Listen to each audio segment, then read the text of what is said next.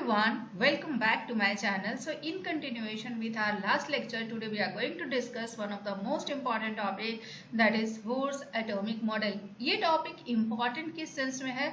ये topic important इसलिए है क्योंकि इस टॉपिक से बहुत ही कॉन्सेप्चुअल क्वेश्चंस फ्रेम किए जाते हैं इन योर एग्जाम्स, चाहे वो IIT एग्जाम हो, चाहे वो गेट का पेपर हो, चाहे वो CSIR केमिकल साइंस का पेपर हो। सो बोर्स एटॉमिक मॉडल में हम क्या क्या पढ़ने वाले हैं? पहला, पोस्टुलेट्स क्या होते हैं। दूसरा, बोर्स एटॉमिक मॉडल के क्या क्या पॉइंट्स दिए गए हैं। एंड तीसरा, बोर्स एटॉमिक मॉडल में हम एटम का, जो कि सिर्फ और सिर्फ हाइड्रोजन एटम या हाइड्रोजन लाइक स्पेसिस के लिए रेडियस, एनर्जी एंड वेलोसिटी को हम कैलकुलेट करते हैं। And the last point regarding the Bohr's atomic model is what are the drawbacks of Bohr's atomic model. So let's start with the Bohr's atomic model. Bohr's atomic model के पहले जो model दिया गया था वो Rutherford model दिया गया था, proposed by Rutherford. Rutherford model का ड्रॉबैक क्या था? इन्होंने एटम की स्टेबिलिटी को एक्सप्लेन नहीं किया। दूसरा, इन्होंने हाइड्रोजन स्पेक्ट्रम को भी एक्सप्लेन नहीं किया। सो रदरफोर्ड मॉडल के according they are unable to explain the stability of the atom as well as hydrogen spectrum. So उस ड्रॉबैक को ओवरकम करने के लिए बोर्स ने एक quantum mechanical model of atom propose किया, एंड जो कि बेस्ड था quantum theory of radiation and classical law of physics. बहुत ही इंपॉर्टेंट मॉडल है। क्या क्या इंपॉर्टेंट पोस्टुलेट्स थे बोर मॉडल के जिस पे बोर मॉडल बेस्ड था? बहुत सारे इंपॉर्टेंट पोस्टुलेट्स थे। First one is the atom में एक न्यूक्लियस होता है जिसमें सारे प्रोटॉन्स एंड न्यूट्रॉन्स प्रेजेंट होते हैं। अगर मैं एटम की बात करूं तो एटम में 3 फंडामेंटल पार्टिकल होते हैं, इलेक्ट्रॉन, प्रोटॉन एंड न्यूट्रॉन। सवाल यहाँ पे ये है कि जो एटम होता है, जैसे सपोज दैट हाइड्रोजन एटम है, तो ये न्यूक्लियस है और न्यूक्लियस के चारों तरफ एक ऑर्बिट होता है जिसमें आपका इलेक्ट्रॉन रिवॉल्व करता है। हाइड्रोजन का एटॉमिक नंबर क्या होता है? 1। तो इसमें नंबर ऑफ इलेक्ट्रॉन कितने होंगे? 1। नंबर ऑफ प्रोटॉन्स कितने होंगे? 1। नंबर ऑफ न्यूट्रॉन्स की अगर हम बात करें तो ये 1 होता है। नंबर ऑफ न्यूट्रॉन्स कैसे निकालते हैं? A = P + N। A क्या रिप्रेजेंट करता है? Mass number. P is equal to number of protons and N is equal to number of neutrons. तो मुझे अगर नंबर ऑफ न्यूट्रॉन निकालना है तो A - P मैं कर सकती हूँ। मास नंबर जो होता है हाइड्रोजन का वो 2 होता है and number of proton is 1, तो ये नंबर ऑफ न्यूट्रॉन्स कितने होंगे? 1 होंगे। अब सवाल यहाँ पे ये है कि एटम में एक न्यूक्लियस होता है। न्यूक्लियस का साइज बहुत ही छोटा होता है, जो कि रदरफोर्ड के अल्फा स्कैटरिंग एक्सपेरिमेंट से प्रूव हुआ था। एंड न्यूक्लियस एटम के सेंटर में प्रेजेंट होता है एंड इलेक्ट्रॉन इसके चारों तरफ रिवॉल्व करते हैं। न्यूक्लियस में बात करें तो इसमें इलेक्ट्रॉन नहीं होता है, इसमें प्रोटॉन एंड न्यूट्रॉन होता है। Proton is positively charge particle and neutron is neutral. Neutron क्या है? न्यूट्रल है। लेकिन इलेक्ट्रॉन की अगर हम बात करें तो ये निगेटिवली चार्ज पार्टिकल है।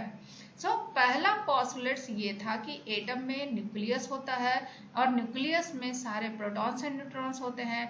न्यूक्लियस की साइज की बात करें तो ये बहुत स्मॉल होता है एंड न्यूक्लियस एटम के सेंटर में प्रेजेंट होता है। आई थिंक ये सब चीजें आपको समझ में आ गई होगी। नाउ सेकेंड पोस्टुलेट्स की बात करें तो निगेटिवली चार्ज इलेक्ट्रॉन जो होते हैं रिवॉल्व करते हैं around the nucleus in the same way as planets are revolving around the sun. But important point यहाँ पे ये है कि इलेक्ट्रॉन का जो पाथ होता है वो सर्कुलर होता है। ऑल्दो ये वेव फॉर्म में ट्रेवल करते हैं लेकिन इलेक्ट्रॉन का पाथ सर्कुलर होता है। एंड नेक्स्ट पॉइंट जो है फोर्स ऑफ अट्रैक्शन, जैसे सपोज दैट ये न्यूक्लियस है, न्यूक्लियस पे प्लस चार्ज है, ये इलेक्ट्रॉन है, इलेक्ट्रॉन पे माइनस चार्ज है। मतलब कि अगर ये हाइड्रोजन एटम है या कोई भी एटम है तो यहाँ पे जो चार्ज होगा, क्या हम इसको ZE लिख सकते हैं? तो एक चार्ज आपका ZE हुआ और दूसरा चार्ज है E। तो ये आपका पॉजिटिवली चार्ज है। क्या है? ये पॉजिटिवली चार्ज है और ये निगेटिवली चार्ज है। तो क्या न्यूक्लियस इलेक्ट्रॉन को अपनी तरफ अट्रैक्ट करेगा? अगर न्यूक्लियस इलेक्ट्रॉन को अपनी तरफ अट्रैक्ट करेगा तो ये अपने फट से न्यूक्लियस के पास आ जाएगा। लेकिन ऐसा होता नहीं है, ये इलेक्ट्रॉन सर्कुलर पाथ में ट्रेवल करता है। क्यों? क्योंकि इसके अपोजिट एक और इक्वल एंड अपोजिट फोर्स लगता है, जिसको हम बोलते हैं सेंट्रीफ्यूगल फोर्स। इसको क्या बोलते हैं? Centrifugal force. और ये जो फोर्स ऑफ अट्रैक्शन है, इसको हम बोलते हैं कूलम्बिक फोर्स ऑफ अट्रैक्शन। इसको क्या बोलते हैं? Coulombic force of attraction. So जब इलेक्ट्रॉन अपने सर्कुलर पाथ में रिवॉल्व करता है न्यूक्लियस के अराउंड, तो जो कूलम्बिक फोर्स ऑफ अट्रैक्शन होता है, it is equal to centrifugal force, जो इस इलेक्ट्रॉन को स्टेबल इस सर्कुलर पाथ में मेंटेन करके रखता है। So force of attraction between nucleus and electron is equal to centrifugal force of moving electrons. In summary बोले तो force of attraction towards nucleus is equal to centrifugal force. Now अगर कोई atom है तो कोई जरूरी तो नहीं कि एक ही ऑर्बिट होगा, इसमें इनफाइनाइट ऑर्बिट हो सकते हैं। बट अब सवाल ये है कि कौन से ऑर्बिट में इलेक्ट्रॉन मूव करेगा। तो उसी ऑर्बिट में इलेक्ट्रॉन मूव करेगा जिस ऑर्बिट का एंगुलर मोमेंटम इंटीग्रल मल्टीपल होगा h/2 पाई का। मतलब कि एंगुलर मोमेंटम क्या होता है? mvr, and it is equal to integral multiple of h/2 pi, means कि mvr is equal to nh/2 pi. n की वैल्यू 1, 2, 3, 4 इंफिनिटी हो सकती है, बट ये फ्रैक्शनल वैल्यू कभी नहीं होगा। कभी भी 1.5, 0.5, 2.5 कभी भी नहीं होगा, हमेशा 1, 2, 3, 4 होगा। इसका मतलब कि एंगुलर मोमेंटम क्वांटाइज्ड है। जैसे चार्ज भी कभी फ्रैक्शनल नहीं होता है, 1.5 इलेक्ट्रॉन नहीं होता है, या तो ये 1 इलेक्ट्रॉन होंगे, या तो 2 इलेक्ट्रॉन होंगे, या तो 3 इलेक्ट्रॉन होंगे। उसी तरह से चार्ज क्योंकि क्वांटाइज्ड होता है, तो यहाँ पे एंगुलर मोमेंटम भी क्वांटाइज्ड होता है। नाउ जो स्पेसिफाइड सर्कुलर ऑर्बिट होते हैं उसको बोलते हैं stationery orbit. Now fourth postulate क्या है? Electron remains in any one of the stationary orbit. It does not lose energy. जब कोई इलेक्ट्रॉन स्टेशनरी ऑर्बिट में रहता है तो वो एनर्जी लूज नहीं करता है। उस एनर्जी को हम बोलते हैं, उस स्टेट को बोलते हैं ग्राउंड स्टेट या नॉर्मल स्टेट। ग्राउंड स्टेट की खास बात यह है कि पोटेंशियल एनर्जी इलेक्ट्रॉन की मिनिमम होती है और ये मोस्ट स्टेबल स्टेट कहलाता है। जब भी इलेक्ट्रॉन एक्साइटेड स्टेट में जाता है वो अनस्टेबल होता है और एनर्जी रिलीज करके वो फिर से ग्राउंड स्टेट में आता है। नाउ फिफ्थ पोस्टुलेट्स, जितने भी स्टेशनरी ऑर्बिट होते हैं associated with the definite amount of energy. Suppose that कि ये न्यूक्लियस है, ये फर्स्ट ऑर्बिट है, ये सेकेंड ऑर्बिट है, ये थर्ड ऑर्बिट है। मतलब कि ये फर्स्ट सेल है, सेकेंड सेल है एंड थर्ड सेल है। सो फर्स्ट सेल में n की वैल्यू 1, सेकेंड सेल की n की वैल्यू 2 एंड थर्ड सेल की n की वैल्यू 3। इन सारे सेल की एक डिफिनिट अमाउंट ऑफ एनर्जी होगी। सपोज दैट कि इसकी एनर्जी E1 है, इसकी एनर्जी E2 है, इसकी एनर्जी E3 है। और बोर्स एटॉमिक मॉडल में ये प्रूव किया गया है कि जो सेल न्यूक्लियस के पास होता है उसकी एनर्जी कम होती है एज कंपेयर टू जो सेल न्यूक्लियस से दूर होता है। उसको हम आगे के डेरिवेशन में समझेंगे, क्योंकि बोर्स एटॉमिक मॉडल में ही हाइड्रोजन लाइक स्पेसीज का रेडियस, वेलोसिटी और एनर्जी को कैलकुलेट किया गया था। लेकिन यहाँ पे हम सिर्फ इतना सीखेंगे कि जो सेल न्यूक्लियस के पास होता है उसकी एनर्जी कम होती है और जो सेल न्यूक्लियस से दूर होता है उसकी एनर्जी ज्यादा होती है। नाउ एक और इम्पॉर्टेंट चीज बताती हूँ, अगर मैं E2 माइनस E1 की बात करूं या फिर E3 माइनस E2 की बात करूं तो ये ज्यादा होता है इसके कंपैरिजन में। E2 minus E1 is greater than E3 minus E2 and E1 is less than E2 is less than E3 is less than E4. So ये आपका एनर्जी का ट्रेंड है। Now the next point is emission or absorption of energy in the form of radiation can only occur when an electron jumps from one stationary orbit to another. Energy का emission, क्योंकि एक orbit से दूसरे orbit में energy change होता है। एक orbit का, एक सेल का कोई फिक्स्ड अमाउंट ऑफ एनर्जी होता है, दूसरे सेल का फिक्स्ड अमाउंट ऑफ एनर्जी होता है। तो जब इलेक्ट्रॉन एक सेल से दूसरे सेल में जंप करता है, या तो वो एनर्जी इमिट करेगा या तो एनर्जी एब्जॉर्ब करेगा। सो डेल्टा ई की वैल्यू क्या होती है? E high minus E low equal to H nu. So energy absorb कब होगा? जब लोअर एनर्जी से हायर एनर्जी में जंप करेगा, मतलब इनर ऑर्बिट से हायर ऑर्बिट में जंप करेगा, आउटर ऑर्बिट में जंप करेगा। एनर्जी रिलीज कब होगा? जब आउटर ऑर्बिट से इनर ऑर्बिट में इलेक्ट्रॉन जंप करेगा। तो जब इलेक्ट्रॉन मूव करता है from inner orbit to outer orbit by absorbing definite amount of energy, a new state of electron is said to be excited state. Now using above postulates were calculated three important parameter. First one is the radii of various stationary orbit, energy associated with each orbit, and explain the spectrum of hydrogen atom. इन तीनों में से ये topic को already पहले explain कर चुकी हूँ hydrogen spectrum में। तो अगर आपको हाइड्रोजन स्पेक्ट्रम में कोई प्रॉब्लम है तो आप उस टॉपिक को, आप उस लेक्चर को जाके वॉच कर सकते हैं। इस लेक्चर में हम समझेंगे रेडियस, एनर्जी एंड वेलोसिटी कैसे कैलकुलेट करते हैं। रेडियाई ऑफ वेरियस ऑब्जेक्ट, जैसे सपोज दैट कि कोई आपका एटम है। नाउ ये आपका न्यूक्लियस हुआ, न्यूक्लियस के चारों तरफ एक डिफाइंड ऑर्बिट होता है। अगर इस डिफाइंड ऑर्बिट में ये इलेक्ट्रॉन है रिवॉल्व कर रहा, तो ये इलेक्ट्रॉन इस पाथ में कैसे रिवॉल्व करेगा? बैलेंस तरीके से। जब ये force of attraction is equal to centrifugal force, क्योंकि जब कोई पार्टिकल सर्कल में मूव करती है तो वहां पे दो तरह के फोर्स लगते हैं, एक सेंट्रीपिटल और एक सेंट्रीफ्यूगल। सेंट्रीपिटल फोर्स यहाँ टुवर्ड्स द सेंटर है जो कि इलेक्ट्रोस्टैटिक फोर्स ऑफ अट्रैक्शन है, एंड देन यहाँ पे centrifugal force. So force of attraction is equal to centrifugal force. Electrostatic force of attraction कैसे निकालते हैं? सपोज दैट कि ये आपका चार्ज है Q1, ये आपका चार्ज है Q2 and it is separated by distance r। तो फोर्स ऑफ अट्रैक्शन क्या होगा? 1/4 pi epsilon not Q1 Q2 by r square. 1/4 phylum epsilon not is a constant, तो इसको हम K से रिप्रेजेंट करते हैं Q1 Q2 by r square. And आपका जो सेंट्रीफ्यूगल फोर्स है it is equal to mv square by r। So आपका जो 1/4 pi epsilon naught that is K, अगर आपका ये न्यूक्लियस है और इसके चारों तरफ इलेक्ट्रॉन रिवॉल्व कर रहा है तो ये न्यूक्लियस पे क्या चार्ज होगा? ZE। तो ZE into E divided by R square equal to mv square by R हम लिखेंगे। अभी हम क्या निकाल रहे हैं? अभी हम निकाल रहे हैं रेडियस। और one more important thing, Bohr's atomic model के थ्रू जो हम रेडियस, एनर्जी या वेलोसिटी निकालते हैं वो सिर्फ और सिर्फ हाइड्रोजन एटम के लिए निकालते हैं या फिर हाइड्रोजन लाइक स्पेसिस के लिए निकालते हैं। What is the meaning of hydrogen like species? मतलब कि वो हाइड्रोजन एटम नहीं होगा, वो दूसरे एटम होंगे बट उसमें एक ही इलेक्ट्रॉन होगा। हाइड्रोजन में कितना इलेक्ट्रॉन है? एक इलेक्ट्रॉन है। जैसे सपोज दैट लिथियम +2, ये भी हाइड्रोजन लाइक स्पेसिस है, इसमें नंबर ऑफ इलेक्ट्रॉन कितने हैं? 1। हीलियम में कितने इलेक्ट्रॉन हैं? 2 इलेक्ट्रॉन है, लेकिन हीलियम प्लस में कितने इलेक्ट्रॉन होंगे? 1 इलेक्ट्रॉन होंगे। So hydrogen atom and hydrogen like species के लिए बोर्स एटॉमिक मॉडल वैलिड है। सो इस इक्वेशन से हम V स्क्वायर की वैल्यू निकालेंगे।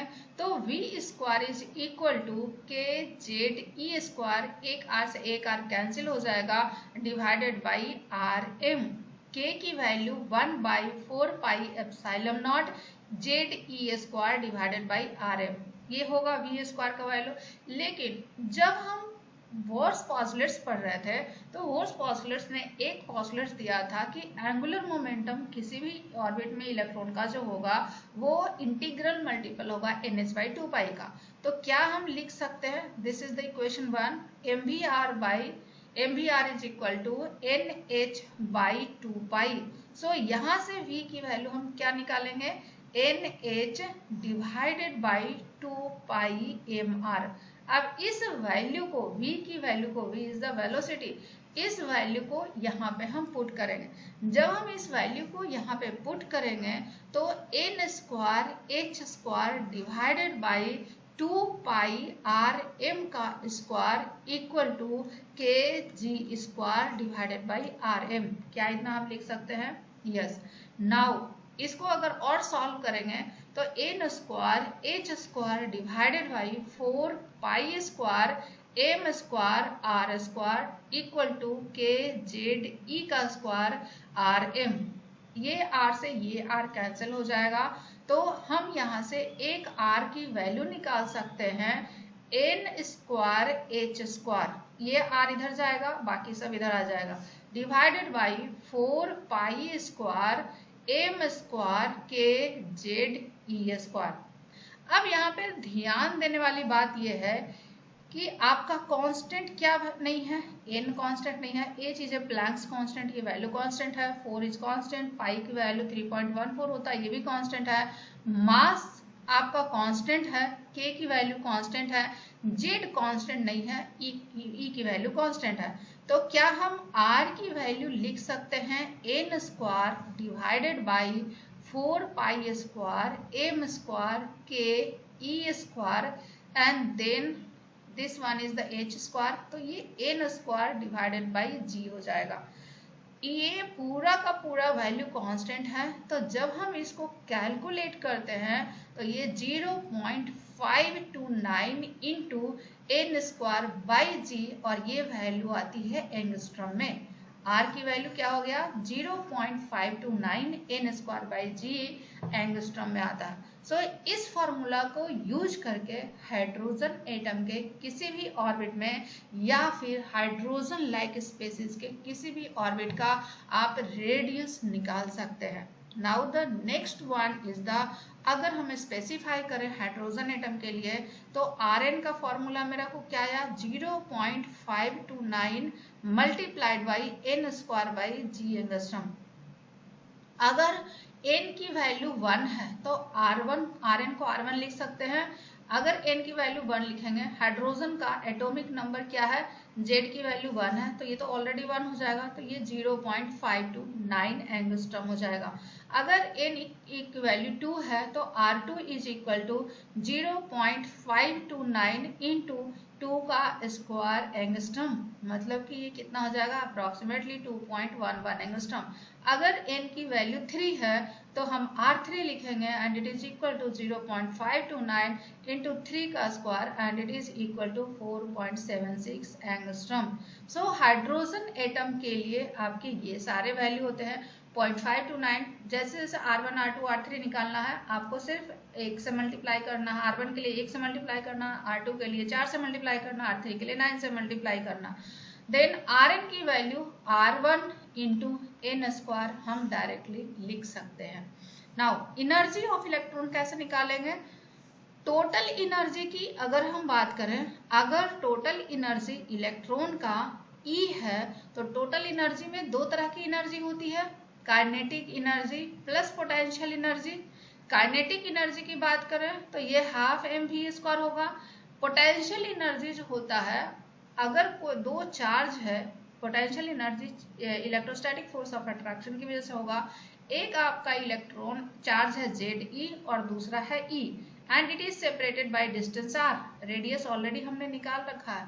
तो यहाँ पे पोटेंशियल एनर्जी क्या होता है -1/4 pi epsilon not Ze² divided by r, ये आपका पोटेंशियल एनर्जी होता है।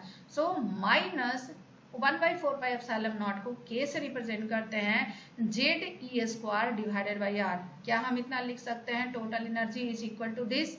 नाउ अब आपने सीखा है mv², mv जो आपका इलेक्ट्रोस्टैटिक फोर्स ऑफ अट्रैक्शन है, that is k Ze² by r² is equal to mv² by r। So क्या हम यहाँ से mv² की वैल्यू निकाल सकते हैं, mv² is equal to k Ze का स्क्वायर डिवाइडेड बाई r, इतना हम लिख सकते हैं। नाउ हमें क्या वैल्यू चाहिए, हमें mv² की वैल्यू चाहिए। सो mv² की वैल्यू ये आई, mv² के जगह पे हमें ये चीजें पुट करना है। अगर हम ये चीज पुट करते हैं तो E is equal to kZe² divided by 2r minus kZe² divided by r। अब यहाँ पे ध्यान दीजिए कि जो आपका काइनेटिक एनर्जी है, वो काइनेटिक एनर्जी अगर सपोज दैट कि इस वैल्यू को हम x माने तो काइनेटिक एनर्जी क्या है, it is x/2। Potential energy की बात करें तो ये वैल्यू क्या है, x है, and it is equal to -x, मतलब कि kinetic energy is equal to x/2, मतलब कि kinetic energy is equal to minus potential energy by 2 हम लिख सकते हैं। सो अगर हम इसको कैलकुलेट करें तो E is equal to -kg² divided by 2r हो जाएगा, आराम से हो जाएगा। नाउ अब r की वैल्यू अगर हम सब्स्टिट्यूट करते हैं तो r की वैल्यू सब्स्टिट्यूट करने के बाद आता है -kze² divided by n² into 4π² mke² अब यहाँ पे सब कुछ कांस्टेंट है एक्सेप्ट n एंड g को छोड़कर। अगर हम इनकी वैल्यू निकालें तो ये अप्रोक्सीमेटली -13.6 आता है, एंड g² डिवाइडेड बाई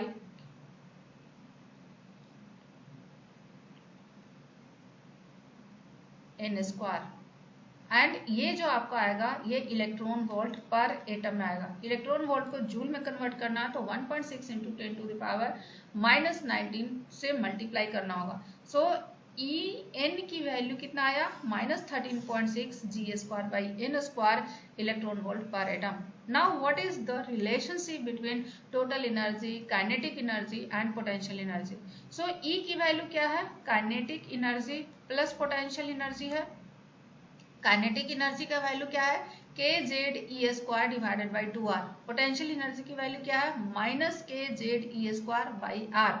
सो ये आपका काइनेटिक एनर्जी है, ये आपका पोटेंशियल एनर्जी है। सो काइनेटिक एनर्जी को क्या हम लिख सकते हैं, माइनस पोटेंशियल एनर्जी बाई 2, क्योंकि ये वैल्यू आपका पोटेंशियल एनर्जी है और इसके सामने माइनस साइन है, तो kinetic energy is equal to minus potential energy by 2। Now potential energy is equal to -2ke लिख सकते हैं। नाउ अब टोटल एनर्जी के टर्म में रिलेशन निकालते हैं।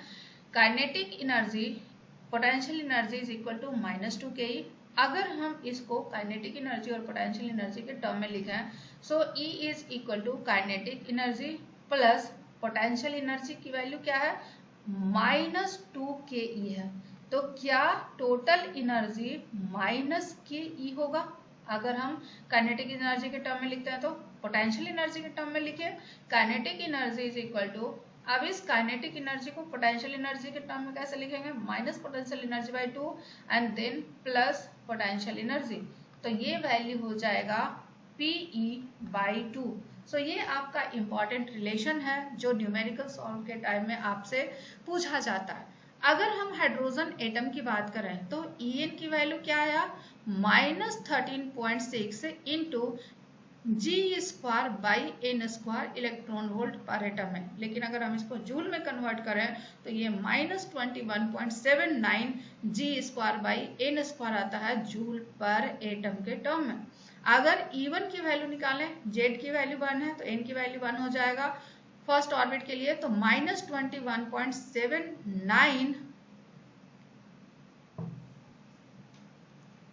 इंटू 10⁻⁻19 भी होंगे, क्योंकि हम इसको 1.6 इंटू 10⁻⁻19 से मल्टीप्लाई करते हैं इलेक्ट्रॉन वोल्ट को जूल में कन्वर्ट करने के लिए।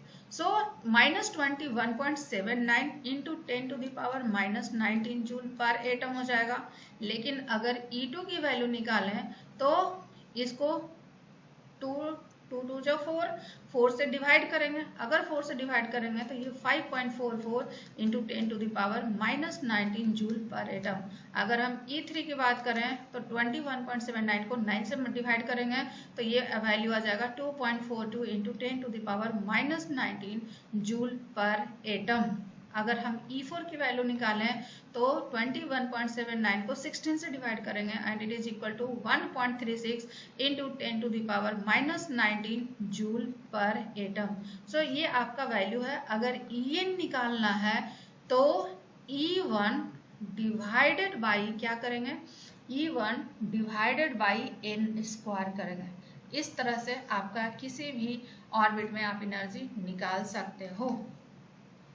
Now, since n can have only integral value, it follows that total energy of electron is quantized. Negative sign indicate ये करता है इलेक्ट्रॉन जो है न्यूक्लियस के अट्रैक्शन में है एंड ये न्यूक्लियस से बॉन्ड है। इलेक्ट्रॉन की मिनिमम एनर्जी जो होती है फर्स्ट ऑर्बिट में होती है, और जैसे जैसे ये न्यूक्लियस से दूर जाते हैं इसकी एनर्जी बढ़ती जाती है and it becomes less negative. जब n की वैल्यू इन्फिनिटी हो जाती है तो एनर्जी जीरो होता है। एनर्जी जीरो होने का मतलब ये है कि वह इलेक्ट्रॉन न्यूक्लियस से बॉन्ड नहीं है। हाइड्रोजन लाइक स्पेसिस जैसे helium plus, lithium plus 2, so En की value g² multiplied by En से हम निकाल सकते हैं। Now the next one is the velocity of electron. एक ही चीज याद रखना है, electrostatic force of attraction between nucleus and electron is equal to centrifugal force of electron. So यहाँ पे kZe² by r² equal to mv² by r। अगर हम यहाँ से ये r कैंसिल हो जाएगा तो यहाँ से mr की वैल्यू हम निकाल सकते हैं kZe² बाई v² निकाल सकते हैं mr की वैल्यू। नाउ एंगुलर मोमेंटम जो होता है mvr nh/2 का इंटीग्रल होता है। सो यहाँ से हम mr की वैल्यू निकाल सकते हैं nh/2 इंटू 1/v। नाउ अब यहाँ पे जो nh/2 इंटू 1/v आया है, यहाँ से mr की वैल्यू ये पुट करेंगे यहाँ पे। तो जब mr की वैल्यू ये पुट करेंगे यहाँ पे, तो यहाँ पे v की वैल्यू आ गई 2 divided by nh kZe²। 2 h/k(E² is a constant, तो वैल्यू क्या बचा g/n। तो आपका जो वेलोसिटी होगा nth ऑर्बिट में ये हो जाएगा 2 divided by h multiplied by g/n। ये कांस्टेंट है। अगर हम इसको कैलकुलेट करते हैं तो ये 2.188 इंटू 10⁸ इंटू g/n सेंटीमीटर पर सेकेंड आता है। मतलब कि जो v है वो g/n के प्रोपोर्शनल है। आप किसी भी हाइड्रोजन लाइक स्पेसिस के लिए निकाल सकते हैं इस वैल्यू से। हाइड्रोजन एटम की अगर हम बात करें तो n की वैल्यू 1 होगी, g की वैल्यू 1 होगी। तो अगर n इक्वल टू 1 होगा तो v1 क्या होगा 2.188 इंटू 10⁸ सेंटीमीटर पर सेकेंड। अगर n की वैल्यू 2 होगी तो v2 क्या होगा 2.188 इंटू 10⁸ डिवाइडेड बाई 2 सेंटीमीटर पर सेकेंड। सो अगर हम v1/v2 निकालें तो ये जनरली 2/1 होगा। सिमिलरली अगर v2/v3 निकालें तो ये 1/3 होगा। कुछ इस तरह से हम कैलकुलेशन करते हैं। Now what is orbital frequency. Orbital frequency की अगर हम बात करें तो it is the number of revolution per second by an electron in a shell, velocity divided by circumference v/2πr, तो E1 divided by nq। So orbital frequency g²/nq होता है and जो कांस्टेंट वैल्यू होता है उसमें 6.66 इंटू 10⁻15 होगा। Now अगर time period की बात करें तो ये सर्कमफेरेंस डिवाइडेड बाई वेलोसिटी आ जाएगा। तो ये nq/g²। ये क्वेश्चन पूछा जाता है कि जो टाइम पीरियड है वो n का किस फॉर्म में प्रोपोर्शनलिटी होता है। It is proportional to nq and it is multiplied by 1.5 into 10⁻16 second. Now interpretation of hydrogen spectrum according to Bohr's atomic model। ये ऑलरेडी हमने डिस्कस कर चुके हैं एक स्पेशल लेक्चर में, दैट इज हाइड्रोजन स्पेक्ट्रम। सो अगर आपको हाइड्रोजन स्पेक्ट्रम समझना है तो उस लेक्चर को जाके आप वॉच कर सकते हैं। Now what are the limitations of Bohr's theory. Bohr's theory की बात करें तो it does not explain the spectra of multi electron atom. Bohr's theory की सबसे खास बात थी it is applicable only and only for hydrogen atom या फिर हाइड्रोजन लाइक स्पेसिस के लिए। When high resolving power spectroscope is used, it is observed that spectral line in the hydrogen spectrum is not a simple line, but it is a collection of several lines which are very close to one another, और उसको हम बोलते हैं fine spectrum। Next important is Bohr's theory does not explain the fine spectrum of even hydrogen atom। Now third drawback की बात करें कि it does not explain the splitting of spectral lines into group of finer lines under the influence of magnetic field। मतलब Zeeman effect is the under the magnet splitting of spectral lines in the magnetic field and splitting of spectral lines in the electric field। Electric field को SAARC effect बोलते हैं and Zeeman effect magnetic field के effect में बोलते हैं। Now next one is the Bohr's theory is not in agreement with Heisenberg uncertainty principle। Spectrum of isotopes of hydrogen जैसे H1, H2, H3 was expected to some Wurtz but experimentally found to be different, and it was attributed to the non-stationary nucleus, and there is no justification for the principle of quantization of angular momentum. So why NVR is equal to NH by 2 pi Wurtz atomic model ने इन्हें explain नहीं कर पाए. So next topic will be, so this is all about Wurtz atomic model, and in our next lecture we will discuss about some of its extension of